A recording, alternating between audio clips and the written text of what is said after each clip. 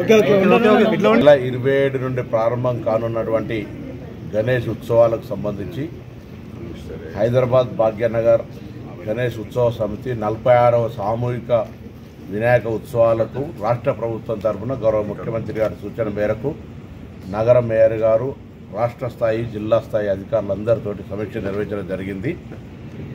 అన్ని రకాల ఏర్పాట్లు ప్రభుత్వం పక్షాన చేస్తూ ఉన్నాం. ప్రజల సహకారం, నిర్వాహకుల సహకారం అవసరం ఉంది. ఎందుకంటే ఈ మధ్య వర్షాల వల్ల ఇతరత్ర కారణాల వల్ల కొన్ని ప్రమాదాలు జరిగి మనం చూస్తూ ఉన్నాం, కొన్ని ప్రాణ నష్టం జరుగుతూ ఉంది. అటువంటిది జరగకుండా విద్యుత్ శాఖ సూచనలు కావచ్చు, పోలీస్ శాఖ వారి యొక్క సహకారం తీసుకొని జిహెచ్ఎంసీ పూర్తి స్థాయిలో ఒక ప్రణాళిక తయారు చేసింది.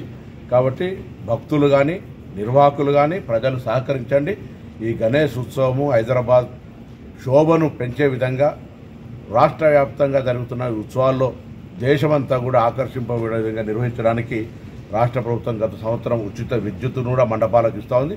అదేవిధంగా ఈ సంవత్సరాన్ని కూడా కంటిన్యూ చేస్తూ అన్ని రకాల సౌకర్యాలు కలుగజేయడానికి నిధులకు ఎటువంటి కొరత లేకుండా ఏర్పాటు చేస్తూ ఉంది.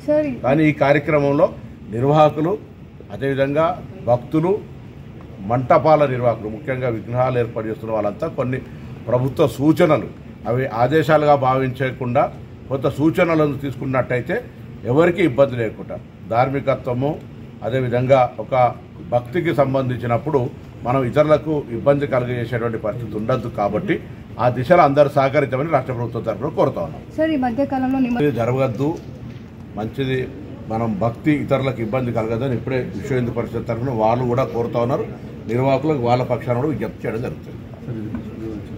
భాగ్యనగర్ గణేష్ ఉత్సవ సమితి అదేవిధంగా ఆగమానికి సంబంధించి కావచ్చు, నిమజ్జనానికి సంబంధించి కావచ్చు, మళ్ళీ 9 రోజుల పూజకు సంబంధించి 3 ప్రక్రియలలో భక్తికి పారవశ్యము, పూజ, పునస్కారం ఉండాలి తప్ప ఇతరులకు అసౌకర్యము, ఇబ్బంది కలిగే విధంగా ఉండొద్దని భాగ్యనగర్ సమితి వాళ్ళు స్పష్టంగా వాళ్ళే కొన్ని సూచనలు కోరినారు మీ ముందే. అదేవిధంగా విశ్వ హిందూ పరిషత్ కావచ్చు, భాగ్యనగర్, బాలానగర్, ఖైరతాబాద్ అన్ని నిర్వాహకులు కూడా వాళ్ళ ఆ విధమైనటువంటి ఆలోచన వాళ్ళకే ఉంది. కాబట్టి నిర్వాహకులకు వాళ్ళు తప్పకుండా తగిన సూచనలు, సలహాలు చెప్తారని ఆకాంక్షిస్తాం.